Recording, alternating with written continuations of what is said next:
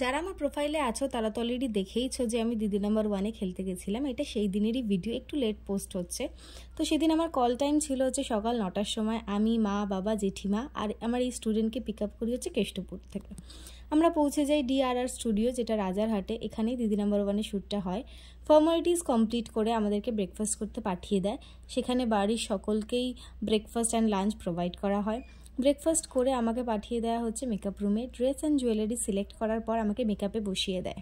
এখানে মেকআপ চলছে, মেকআপের পরে হেয়ার স্টাইলিং শুরু হবে। তো সেই শ্যুটটা হয়েছিল হচ্ছে 5 এপ্রিল, আর এটা টেলিকাস্ট হয়েছিল হচ্ছে 22 এপ্রিল। আর এটা ওদের একটা ওয়েডিং স্পেশাল এপিসোড ছিল, যেখানে আমাকে as a makeup artist invite করা হয়।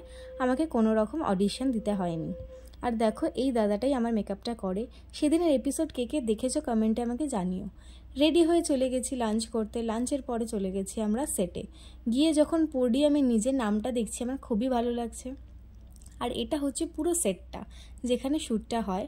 এবার আমাদের মাইক সেট করে দিয়েছে, এবার আমাদের খেলা চালু হয়ে যাবে।